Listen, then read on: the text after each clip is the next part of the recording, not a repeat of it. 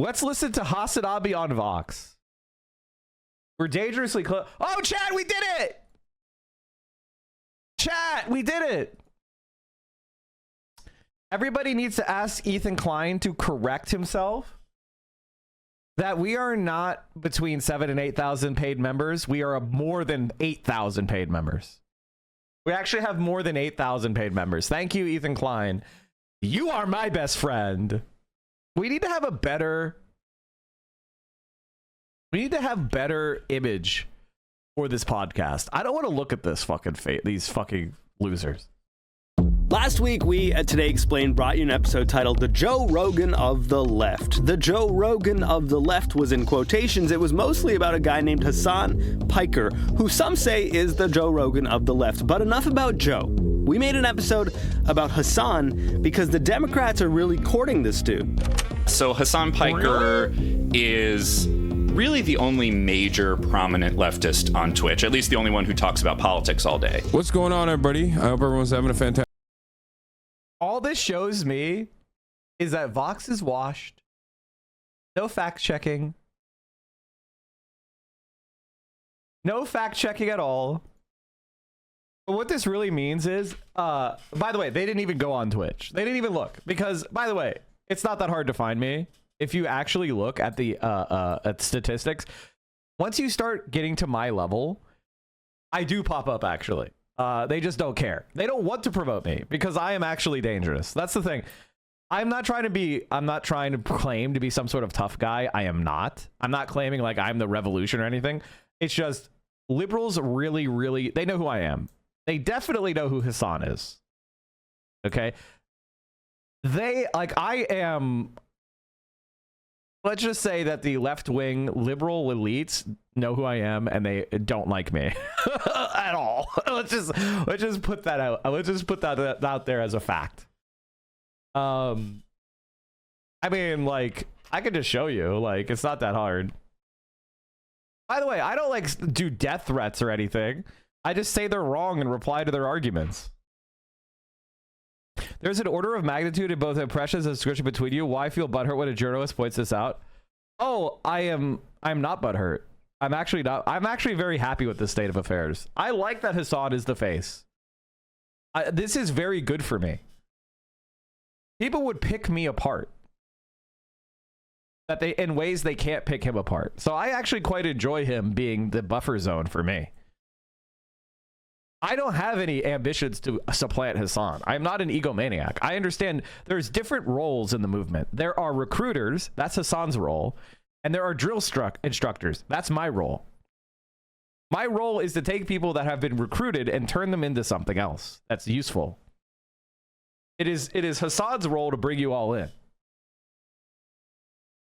And he and I are very comfortable with this arrangement. I've never tweeted at Ezra Klein. I don't think. Okay, so he didn't block me yet. We can fix that. Venom Co, thank you for the 10 tier 1s. And the reason why I like Hassan is because when I disagree with him, I know exactly the type of disagreement we're going to have. The type of disagreement that we're going to have tends to be on doomerism. He's more doomer than me. And also, I think he is more... He's friendlier to libs than me. Which, by the way, is apt and totally fine. Do I hate Ezra Klein? Yes, of course. Fantastic evening, afternoon, pre-noon, no matter where you... They want his cosign, they want his endorsement because he's young and he reaches millions of young people streaming on YouTube, TikTok, and especially Twitch. But last week he was streaming us. Yeah, I was listening on stream and you guys were like, hey, you should come on the show if you're listening. And I was like, oops, God. You're a listener. Yeah. Oh, yeah, I am. Yeah. Thank you for listening. Hassan Piker. By the way, I definitely listen to lib shit all the time and conservative shit.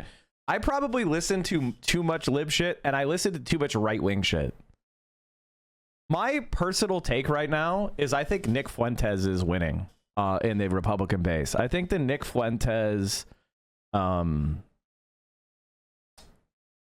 the Nick Fuentes and the larger anti-Semitic right are making a big. They're in a huge. They're kind of winning over the right in the base. And like I think there are some dark days ahead.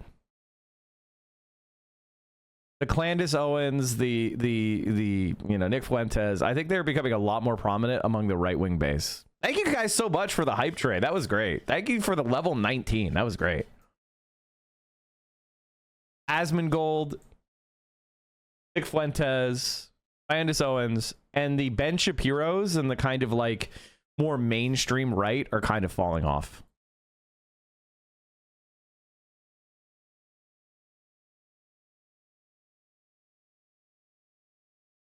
Kind of bad. Do you ever listen to War Room? I really find like there's a couple people that I can't listen to without becoming homicidal, and Steve Bannon is one of those people. I physically can't listen to Steve Bannon and like without becoming like absolutely full of rage and hate to such an extreme degree that it's unhealthy. Like when I listen to Steve Bannon on anything, I'm just sitting there like, the whitest kids you know skit starts playing in my head. There's a few there on like the Democratic side. For me, it's Pete Buttigieg. Whenever I listen to Pete Buttigieg, I feel the same way as when I listen to Steve Bannon. Like those are the two people in the world who I hate with unalloyed passion. Like they're just irredeemable scum. There's not one ounce of humanity in Pete Buttigieg or Steve Bannon. Like not even a little bit. So I try to avoid listening to them because it just is unhealthy for me. It's gonna give me a fucking aneurysm or like a fucking coronary.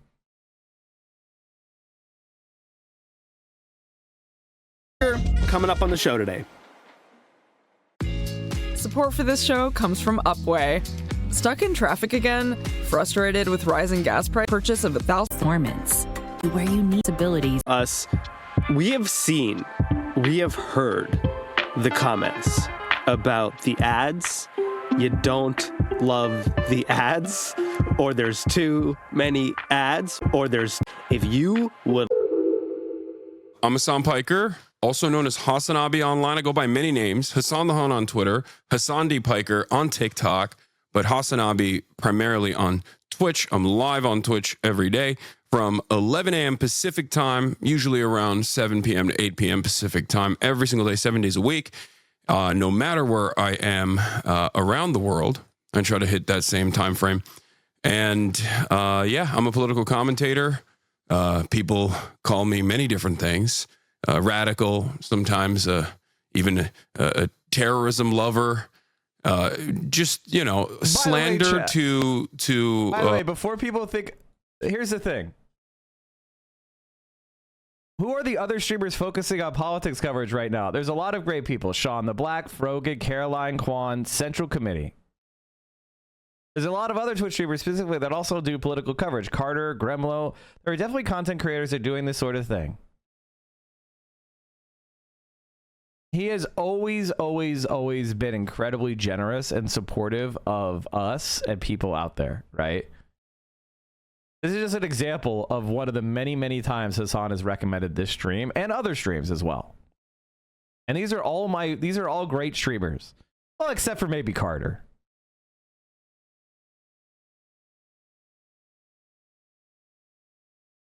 Just kidding. We love Carter. Just kidding. We love Carter. I think designations that I would not see fit for myself, such as like activist, organizer, or even journalist, really. You are doing a lot of stuff and spending an enormous part of your day. He's promoted Denims before. Not every example is he going to promote everyone, so just relax. I mean, Denims has been in the mansion for God's sake. Okay? making yourself available to people on live streams, on social media. What do you think? Like, what's your sense of what people come to you for? I think a lot of people see me as talk radio that's always on, but with a Zoomer / millennial focus rather than anything else. Like it's just it's not that unique. I'm not like necessarily reinventing the wheel here. I think it's just like a guy that you can have in the background while you're doing your chores and you stay up to date. Maybe also sharing the feeling of catharsis or anger that you feel as well, that is being channeled from channeled by the guy that you're getting your news from. And the guy they're getting their news from has some strong political opinions, beliefs, and he talks about them often, but not exclusively. Yeah. What would you say are your politics? How would you describe them? I mean, I call myself a leftist, definitely an anti-imperialist. I think I'm anti-war. I believe that we should not spend so much money on 800 military bases overseas and constantly bombing some of the poorest countries on the planet. And we should instead spend it on infrastructure, jobs programs, and expansion of the welfare state, with the ultimate goal of creating a new way of organizing our economy and our society in general, an evolution from the existing form that is more egalitarian and has more benefits for as many people as possible. Because I think we're the wealthiest country on the planet. We are in the post-abundance universe, and I don't mean that in an Ezra Klein way. I mean, like, we literally have a surplus of food supply, for example. Like 10 million people should not be dying due to famine-related diseases around the globe at this point. It's a matter of supply chains. Like, it's a matter of not wanting to feed people. But saying that right now, saying that in 2025, when the federal government, the Trump administration right now is cutting back aid to some of the poorest people on earth, that's like inherently a left-right question. Do you consider yourself as a leftist a Democrat? No, I don't consider myself a Democrat. I think just like Bernie Sanders says, he finds himself caucusing with the Democrats quite frequently because that's the only game in town. But I wouldn't necessarily say I'm a Democrat. I mean, it is a duopoly. They're the only game in town. They're the only counterbalance towards the growing rightward shift in this country. And I oftentimes find myself at odds with the Democrats because I feel that they also make way for this growing rightward shift in this country rather than oppose it. Whether it be under the Trump administration, as we've seen so far, with Chuck Schumer refusing to fight back against the quote unquote clean continued resolution bill, and maybe even pushing for a government shutdown in an effort to use the only minority party power position that they have, or whether it be completely caving and capitulating to right-wing framing when the Democrats were in charge, when it came down to accelerating America's foreign policy, like the continuation of the Abraham Accords from the Trump administration, refusing to go back to the table with Iran, which was Obama's signature foreign policy accomplishment that Biden did not revert back to when he came into power, or most significantly, I think, the rhetoric around immigration and immigrant crime, a concept that is entirely made up. This isn't to say that immigrants are never doing any crimes. Of course, everyone does crime, but when you look at the data, immigrants are responsible for a far smaller share, both in per capita and also in totality of crime, than natural-born U.S. citizens are. So the notion that like undocumented migrants are doing tens of thousands of murders a year in the way that Trump has suggested is ridiculous. It's just completely made up. And the fact that the Democrats did not actually actively combat this very dangerous, very right-wing, very scary narrative that was built around lying was very frustrating for someone like myself. You makes sense in that tent, which is, as you've heard a million times, a very big tent with Dick Cheney all the way to AOC, all the way to you. Do you think that tent has grown too big and that might be part of the problem the party's having right now? No, I think that there's a difference between like growing your tent and then I guess like what kind of message you're putting out. Because the Democrats didn't really need to do too much to get Liz Cheney on board because they were basically regurgitating neocon policies in general, right? Both Biden and also Kamala Harris with her interest in continuing like the Biden agenda. So they didn't you don't really need to court Dick Cheney in that regard. He just came on board because it makes sense. I feel like Hassan fumbled this question. I think Hassan fumbled this question. What he should have said is, expanding your tent can have a lot of different meanings, right?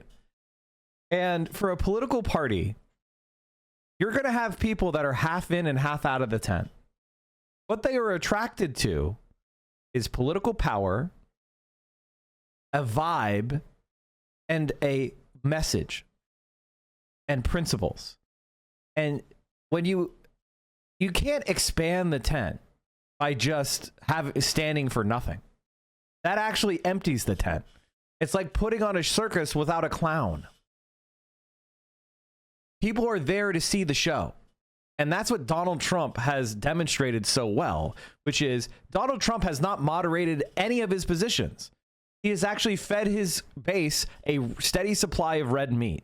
And for the average apolitical or unpolitically engaged person, they see somebody who is confident, motivated, and believes in something. And when they look at the Democrats, they see wishy-washy, both sides, bipartisanship. They don't see a vision. They don't see confidence. They don't see belief. It's not about expanding the tent. It's about the fact that they don't stand for anything. And quite frankly, Liz Cheney and Dick Cheney don't bring any voters. And when AOC endorsed Kamala Harris, she didn't bring along young people. She didn't bring along progressives. If anything, she damaged her own credibility because Kamala Harris refused to stand for the things that young people were standing for. Now, I in general support AOC, but I didn't support her endorsement and her DNC speech on the Gaza genocide and calling and saying that they were working tirelessly for a ceasefire, because that wasn't true.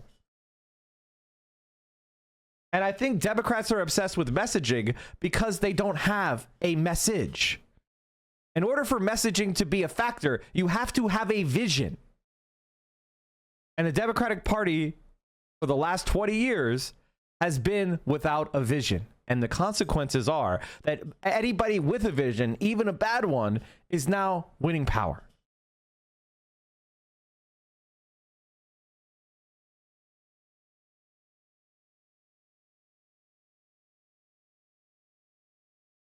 We fucking warned you. Our lives, country, world in general would be so much less chaotic and frightening if more folks had listened and voted for Hillary Clinton and Kamala Harris instead of this. No, it wouldn't. No, it wouldn't.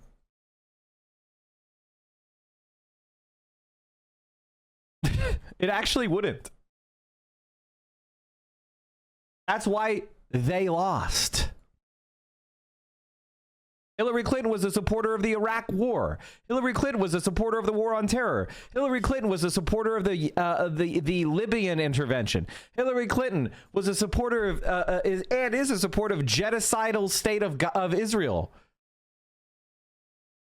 Hillary Clinton and Kamala Harris support a new Cold War with China and unlimited warmongering in Ukraine. And interventions in Brazilian internal politics, and interventions in Honduran internal politics, and sanctions on Cuba, and sanctions on Venezuela. The world is their making. You're just wrong.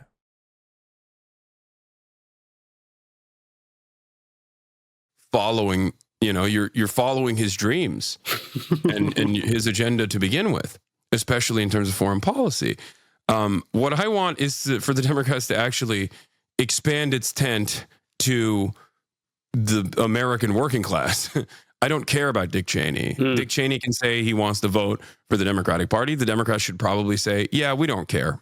Fuck you. You're a terrorist. Or you're a war criminal. Your hands are bloody. Of course, they're not going to say that. But why not? Actually, Dick Cheney is the one person that... But why not? Why not? Who is going, I'm waffling between Donald Trump and Kamala Harris. Ooh, Dick Cheney endorsed Kamala Harris. I'm voting for Kamala Harris. Who is that person? This is why you need to interview your interviewer. If you're having a conversation with a Vox nerd, you should be interviewing them. You should be going, draw me up an idea of the person who's going, I don't know, Kamala Harris or Donald Trump. Dick Cheney endorsed Kamala? I'm on Kamala Harris' side.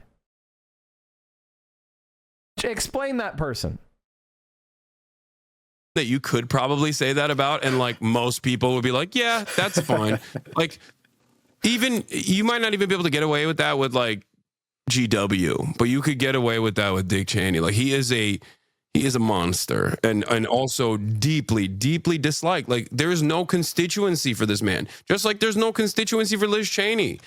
Like, they just tried to make it happen. They tried to make fetch happen with Liz Cheney so hard when they were just like, yeah, no, see, the country's over party. That's what we're doing. Me and Liz Cheney hand in hand.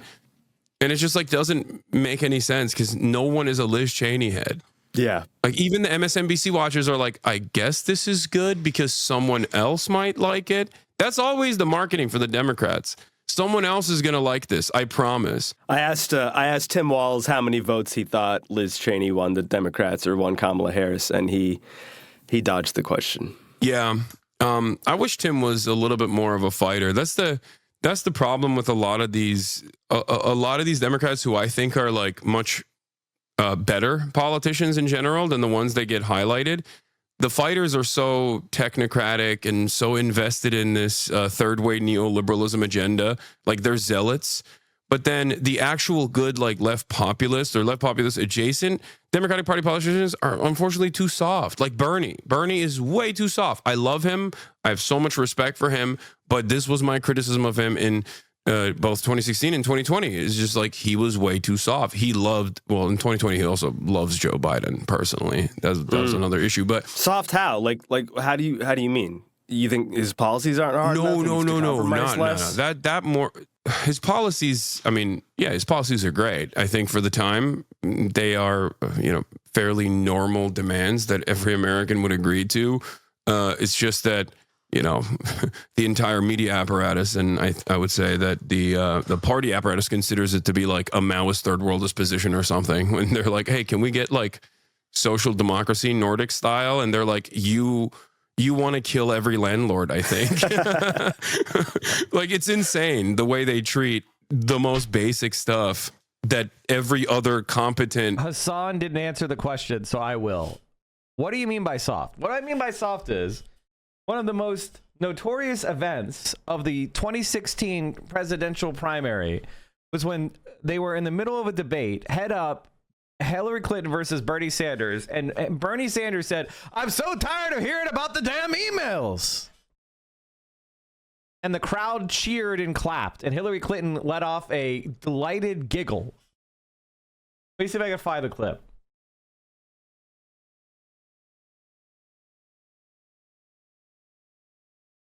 This is pathetic.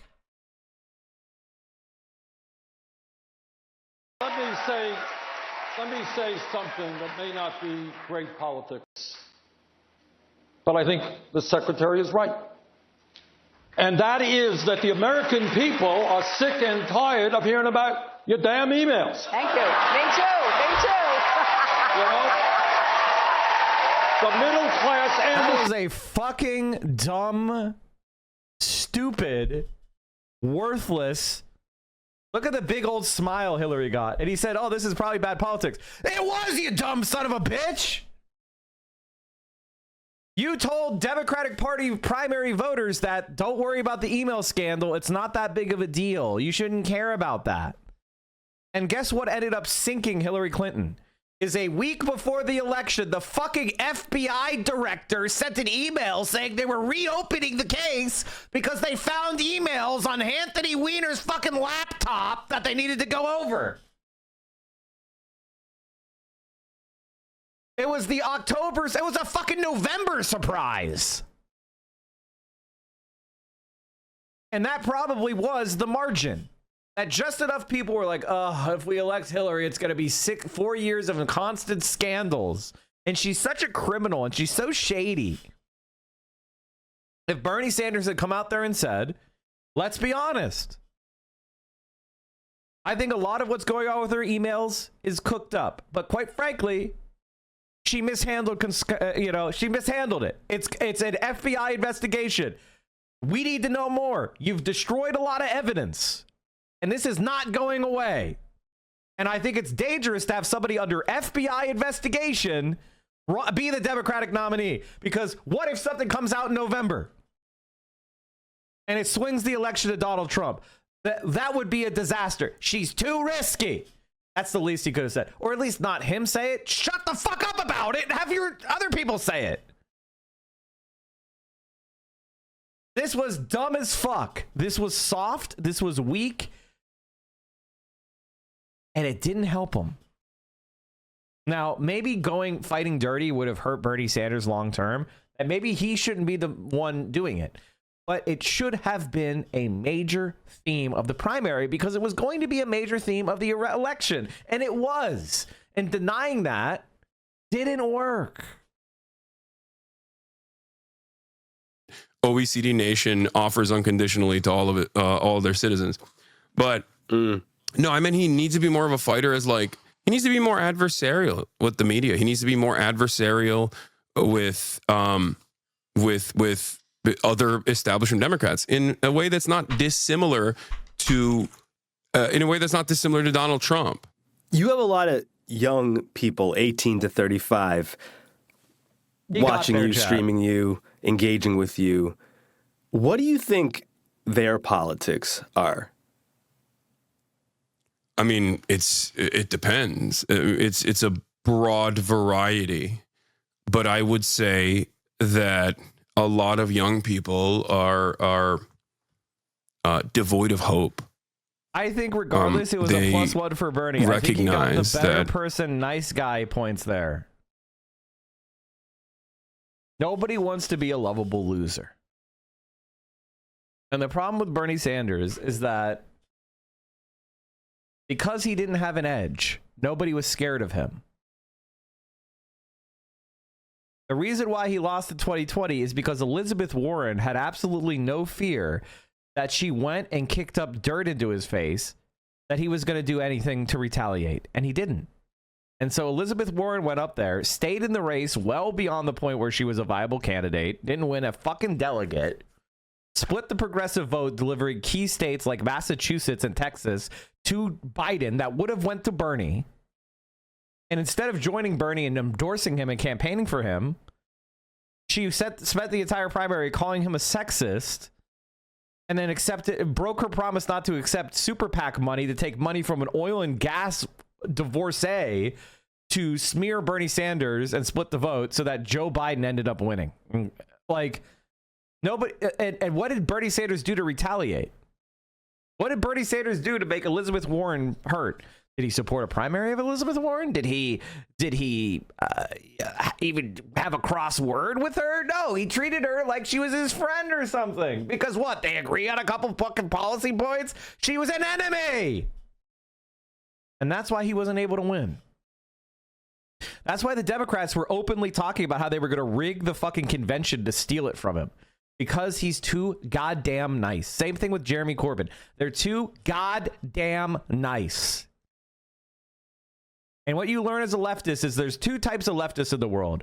Leftists who are kumbaya, Mr. Rogers leftists who walk right into their own death camp.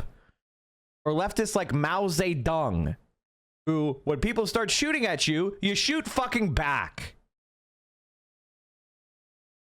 And that's the crisis we have in the American left, is that nobody thinks we're going to fight back. And right now, they're fucking right.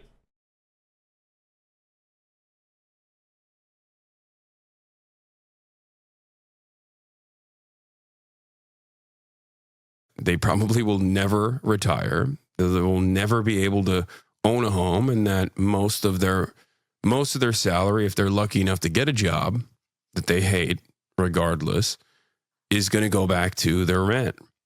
And these are the issues that are I think creating incredible amounts of pressure and pain in the minds of a lot of young people in this country.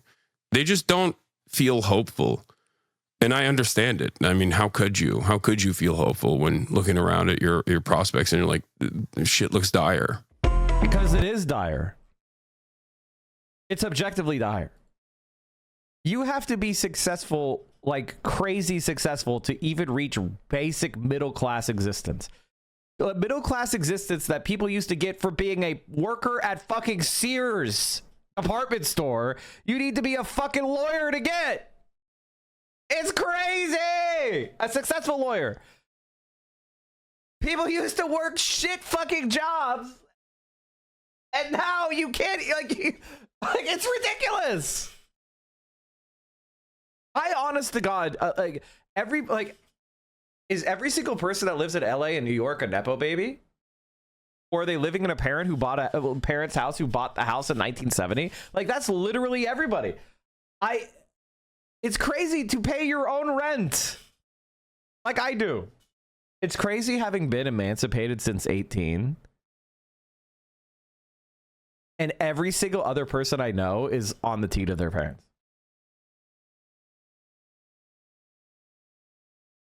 It's fucking crazy.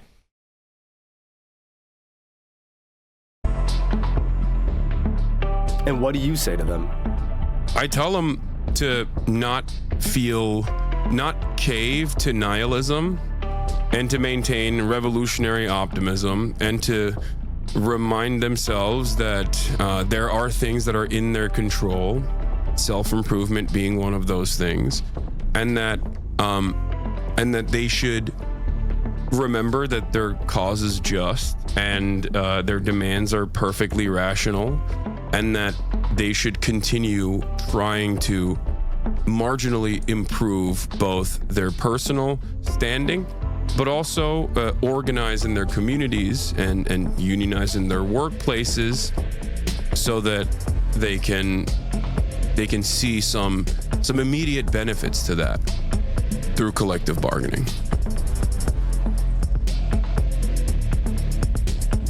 Hasan will return to tell us more about self-improvement in a minute on Today Explained. To your door in may vary. Which can turn dental.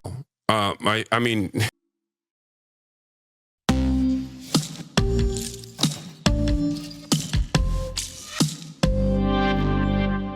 Today Explained is back with Hasan Piker. If you've never seen him, he is jacked. And we don't usually ask our guests about their appearance, but we kind of felt like we had to with Hasan because it's a big... I think when you're a man, once you become a 10 out of 10 or a 9 out of 10, people kind of start treating you like a woman. Is this a weird observation to make? I'm not saying this is good, by the way. This is very bad. Women are mistreated. This is misogyny. The only person where you would start describing their appearance or talking about their appearance is a 10 out of 10 or 9 out of 10 man or a woman on a political podcast. This is fucking insane. Now, maybe this is something Hasan wanted to talk about, but it's fucking crazy.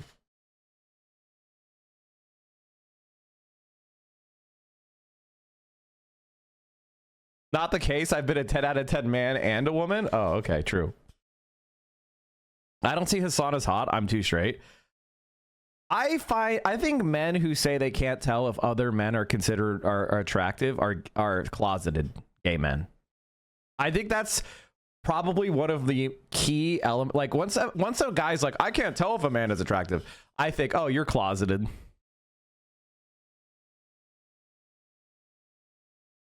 I think that's a closeted move. Because for me, I could be like, Hasan's hot, but I'm completely straight and I'm not attracted to men. And it doesn't undermine me to say that he's an attractive man. Like, it doesn't bother me at all. But to be like, I can't tell if he's hot or attractive or not. I don't get it. I can't judge other men. It's because there's some block in your mind that's worried that if you start looking at men and trying to judge if they're attractive, you're going to start being horny for them, and you're scared of being gay. So you're like closeting yourself by going, don't look at men at all. Don't look at men. Don't look at men. I don't know if they're hot. It's a very like, I'm not sure. You might be gay, bro. Very repressive.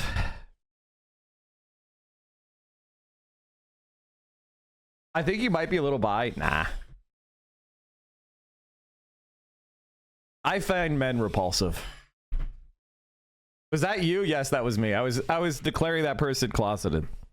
I was saying, case closed. It's my gavel.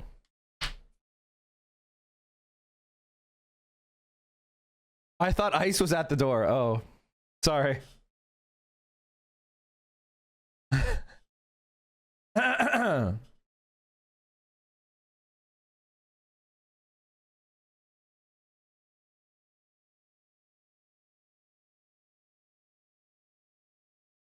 Anyway, what was I saying? Oh, okay. I was just making fun of that chatter. I think for a lot of people, there's very few men that are publicly comfortable in their own masculinity and sexuality who are also left-wing and thoughtful, who are willing to talk about it, who are also not bi. A lot of people become left-wing because they're kind of queer. Like that, and like that's kind of true. Like, I think identity is an important reason why a lot of people do kind of go to the left, because they recognize like, oh, the right hates me, and that's crazy. I am a rare breed. I am not bi. I am not in any way gay or attracted to men at all. But I also think there's nothing wrong with that. And if I was, I would be.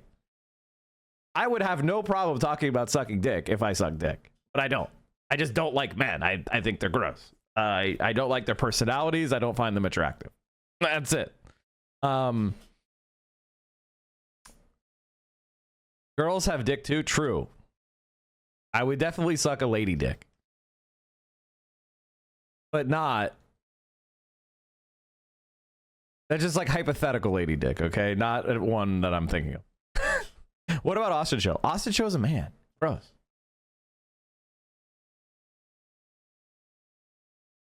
Please watch this. This better be good. If lesbians were truly attracted to women, their fun toys would all be woman parts. Instead, they are man parts. No. No. No. No.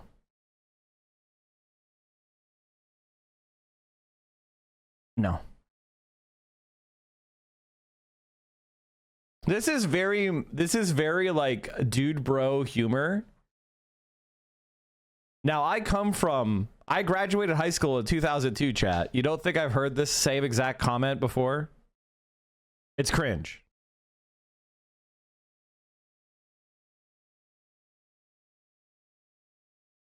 It's like, oh, well, lesbians really want a little penis because they get strap-ons. Am I right, guys? Dildos kind of look like dicks.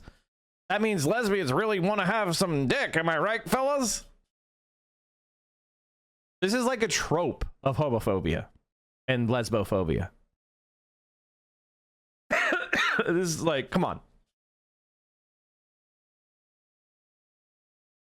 It's not what you think it. I'm sure it's funny, but as they say, my stream time is valuable, and if the hook ain't there, it ain't there.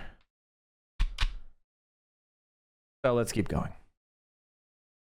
Big part of his persona. So here we go. You're like a bigger dude. I'm like a skinny dude. Do you look at me and be like, why is this guy self-improving more? Why hasn't he fully actualized himself?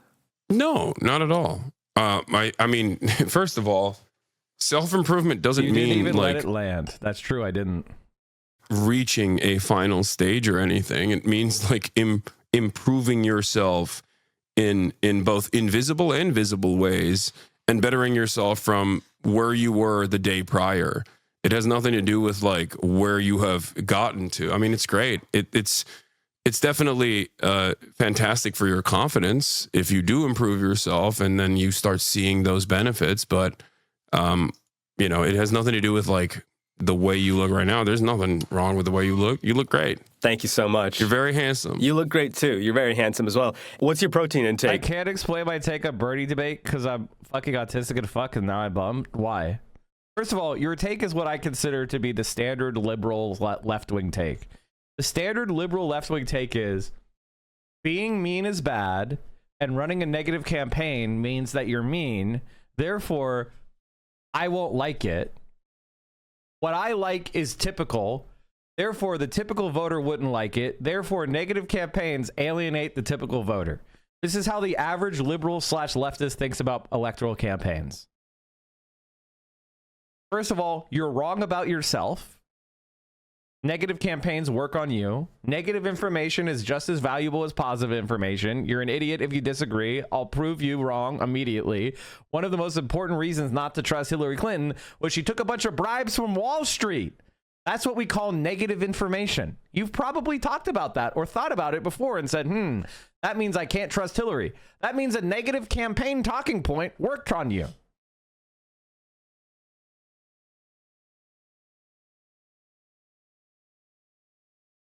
Mike, could you be a favor and yell Mike was right in your best Mike was right voice for me? No speech. No, I cannot. I don't do requests. I'm not taking the comment as a standalone thing and taking into account all the nice guy shit he does. I think part of the reasons why Bernie Sanders is where he is because he's generally a nice guy. But I think the problem is that the American people want a fighter and they want somebody to actually vet the opposition, and he failed to vet a flawed opponent because he was going for nice guy points, just like you said. And that was a mistake. And that's what Hassan was saying, and I agree with him completely. They're going to, whatever, you know, it is what it is. Never feeding this fucker again? Mike was right. Is there a lot of protein going on? Yes, I consume about 200 at a minimum 220 grams of protein every day. Amazing. Yeah. I mean, it's all right. I eat a lot of chicken. I love chicken, so it's fine. Just straight white chicken breasts every day. How much do you feel like being kind of yoked is like part of your draw and your persona? I think initially in leftist circles it's a negative.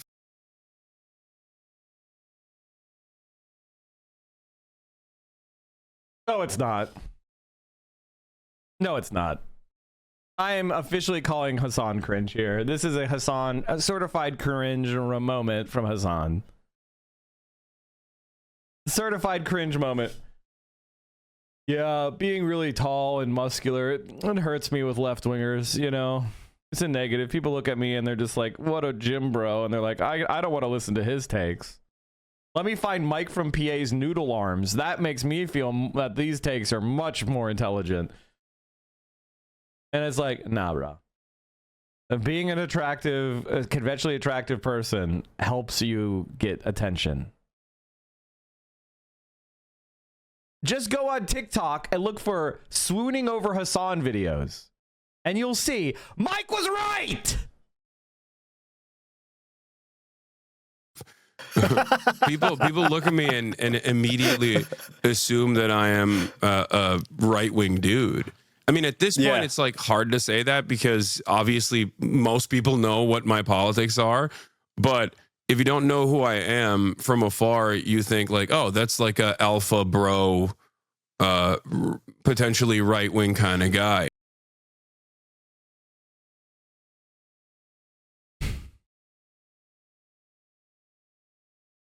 Yeah, when people look at me, they're like, that guy's an alpha bro. No big deal. What is your read on why this male optimization getting, really beefed up has like a left-right divide? And what is that divide about? I mean, I think there's a bunch of different reasons for it. But I mean, I think like a lot of these guys, they Mike, don't you're forgetting you have think too grower hard about Riz. politics, and then they I believe in not sugarcoating things. I believe that the best thing to do is to build people up and harden them, temper them. I want you to look at the world as it is and be able to withstand it. I don't want to propagandize you about how everything is great and then, you know, Kamala Harris loses every swing state, right? Like, how many people were like laughing and smiling 2 months before the election saying that Kamala Harris was going to win and it wasn't even close? Yeah, it's who did it stayed because you don't baby the community or pill them on copium. Honestly, it's always preferred to try to make us feel better. The thing is, like, I will show you cope, but it has to be real. I know what my strengths and weaknesses are. And one of the problems that I have is I am not approachable. You know, I am not somebody who has that magnetism that Hassan has. And so for people to like me, they have to be listening to what I'm saying. So you have to get over that hump. My Riz is a little bit, it's more insidious. Hassan has magnetism. I have the fungal method, right? I grow on you, you know, whereas Hassan, he's got the pitcher plant method. I'm the fungal method. It's different strategies. Grower Riz, exactly. He's a shower, I'm a grower. But both get the job done. It's just a different strategy. Yeah. Yeah. But you have to have the depth. Right? It doesn't matter if you get to the depth for being a grower or you're just a shower, right? But you have to be able to hit the spot. If you know, if you don't have the length and breadth and girth, it doesn't matter what the appearances were. So fundamentally, that's, you know, that's the point I'm trying to make. find themselves trapped in this right-wing bubble, and then I think that they just like associate that with they associate like self-improvement and self-help with that in general. It's not, self-help inherently is not like a leftist or a right-wing thing, I don't think. But it does seem like a lot of the content creators that are promoting that and presenting themselves as that are definitely at the very least right-wing. But I think part of it is because that's just the domineering attitude in general. If you don't really think about things too much, you kind of find yourself susceptible to social conditioning, and that does have a right-wing slant. You know, the whole common sense narrative. It's like, oh, this is just common sense. I don't understand. Two genders, common sense. Like, you didn't put a lot of thought into it. That's just what you learned your entire life. So, of course, like, you know, you kind of slot yourself into the right wing in that regard.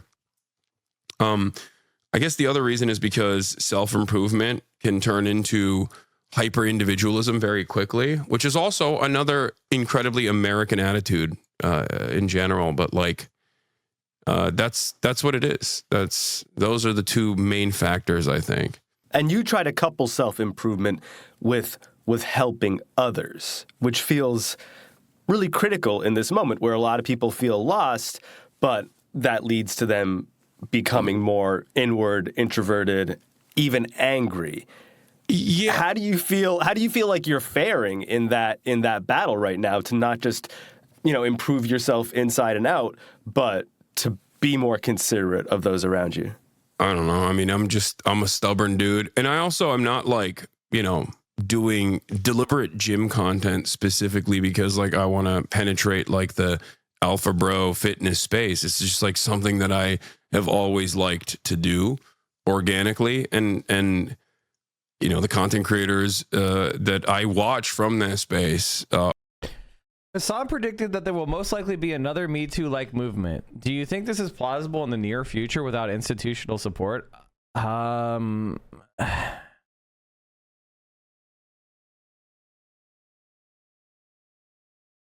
have to understand that the Me Too movement was intentionally created to absorb a certain type of anarchic, anti-hierarchical energy that was bubbling up in concert with the George Floyd protests.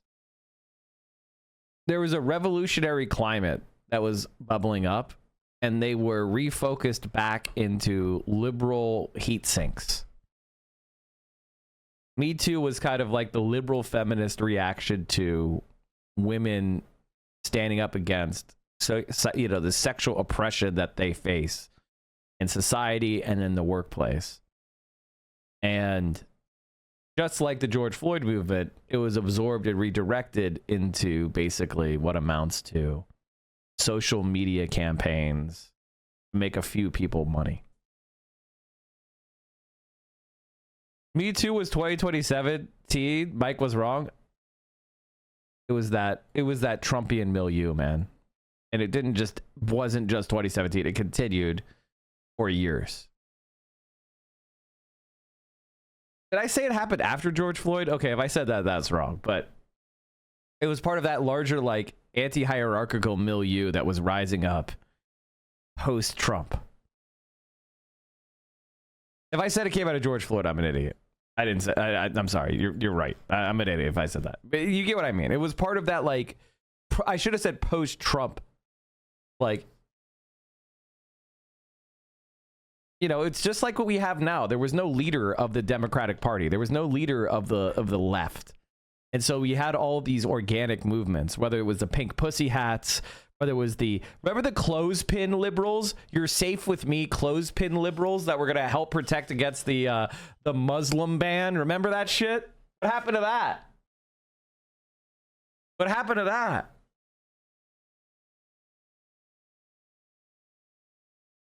Are people that I end up collaborating with or have at least like some some mutual interests with, like mutual shared interests with. So that's what it is. It's not me just being like, ooh, if I work out and like present myself as this guy, then, more alpha bros will listen to me. Because a lot of people, will still, especially something I've seen online is that like people would rather hear your output and then make up their minds rather than like look at you or genuinely understand whether you care about certain things or not. Like there's this phenomenon online where like Ben Shapiro says the masculine things, so he's more masculine than someone like myself. I'm soy, I'm gay, I'm lame because I think you shouldn't be mean to trans people. Ben, on the other hand, is mean to trans people, and that means you're alpha. It's like, what the fuck are you talking about? He's like 5 foot. I think that the reason why the right is so successful at capturing the attention of young men in particular is because they are at the they're taking a lot of the worst aspects of the hopelessness that I was just talking about, that everyone in the next generation is experiencing. And right-wing commentary is like a warm blanket that you can surround yourself with that says you're right to be angry, and you should be angry at vulnerable populations. You should be angry at people who have no power over you. And then if you dominate them a little bit, then that gives you a little bit of power, right? It reminds me of was it the LBJ quote about, telling the lowest white man that he is higher than any black man. If you can convince the lowest white man he's better than the best colored man, he won't notice you're picking his pocket. Hell, give him somebody to look down on, and he'll empty his pockets for you. I mean, we see different versions of that even today. They edited that in based. More evolved version of that with like DEI. People will be like, Bill Burr's wife is a DEI wife. And I'm like, what do you mean by that? DEI wife? DEI wife. Oh. Is it because she's a black woman? Is that why you're saying DEI wife? Yeah. He seems to really love her. But I think what you're getting at here is the vision that the right is selling to young men is very compelling because it doesn't necessarily involve growth or progress. It just affirms what they already believe, or maybe what their fathers and their fathers before them believed. But you seem to do something special, which is you create an alternate vision for young men, for young people. And it bummed me out a little bit when you said the vibe that you get from most young people is that they're losing hope, because that's a shitty place to be when you're young. What keeps you hopeful? The one area of hope that I have right now is the momentum that I've seen from AOC and Bernie Sanders, who are going out and speaking in front of tens of thousands of people that may have not even voted for Bernie Sanders in the primaries, right? Like people from all different walks of life that are, both Democrats and maybe even some not Democrats, coming together and being like, yeah, everything is messed up. We need to do something about it. So there's definitely a lot of interest, I think, right now amongst the American working class to change things. Some people have associated that change with Donald Trump. I find that kind of change to be worse because I think Donald Trump is further breaking the system that was broken previously prior to this. But the fact that some people recognize that there must be a different mechanism for change, and they find Bernie to be a vehicle for that is somewhat positive, but it entirely depends on where it goes from here. Does the Democratic Party turn around and go, okay, we got to do that. Enough with this, third way neoliberalism. Enough with the zealotry that we've demonstrated. Constantly talking about true market centrism hasn't been tried. True neoliberalism hasn't been tried yet. It will happen one day. We will unleash the markets and we will free the people. It will be amazing. True neoliberalism cannot fail. It can only be failed. Like this kind of attitude is ridiculous. And I think it's academic, it's smug, it's elitist, and it's wrong. It's demonstrably wrong. And I think people don't want to hear it anymore. So I hope the Democratic Party recognizes that, and then more and more people run for office and say, no, I don't want corporate donations. I'm done with the billionaires and millionaires. I'm done with you. I'm done with the rest of the Democratic Party. I'm going to be a Democrat, but I'm done with the Democratic Party. That's what Republicans did over the course of many, many years as well. And they feared their base. They did not worry about the potential political repercussions of pushing for incredibly unfavorable and unpopular policies. And look where they're at now. They got rewarded consistently time and time again for at least doing something. Like that's the attitude that many Americans have. They're just like, yeah, everything is messed up. At least this guy wants to, break the system. And I don't really like the system anyway. I don't like the institutions anyway. What have they done for me? So let's test this out. I think Mike is right in his prediction that folks pushing back against Trump is going to lead to Dems back in power, and then we get even more barbarism when they don't do anything and let the Republicans get elected again. That's what I consider to be the baseline reality, right? The baseline reality I see is Donald Trump doing some sort of catastrophically bad policies that lead into a recession. We've been kind of cooked for a recession anyway. We have asset price bubbles. We have speculation bubbles in areas like crypto and gold, and we have worsening income inequality. We're having reciprocal tariffs even between our allies. So we're seeing higher frictions to trade, lower consumptive ability. Assets are out of control. Inflation in services has continued unabated. So the economy just seems to me to be played out. What's the real optimism here? That generative AI is going to do what? What is generative AI going to do that's going to raise your standard of living?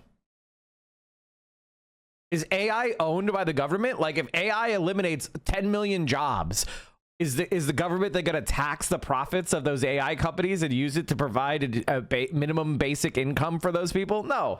That money is just going to be concentrated in the owners of AI infrastructure, which are who? Rich capitalists. So you're going to see worsening income inequality, even if the best case scenario of the AI, evangels are right.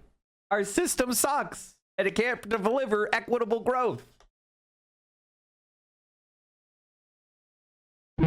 Hasan Piker, I know you're a very busy man. I know you got like 8 hours of streaming right ahead of you. Thank you for sitting down with us before you got started. Yeah, it's no problem. I love yapping. So that's all I do. I can tell. I appreciate it. All right, have a good one, man, all guys. the best to you. Take care.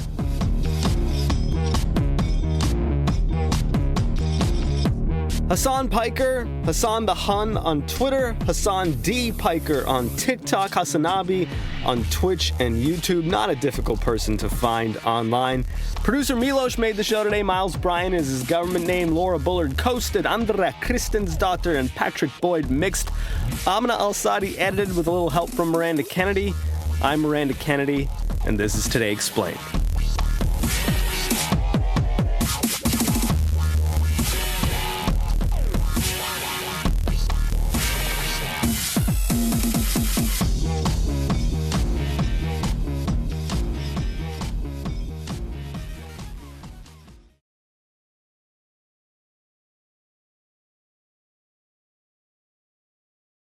Alrighty, chat. Well, I think that's a really good place to call it today. Thank you so much for all the generosity and support. I want to send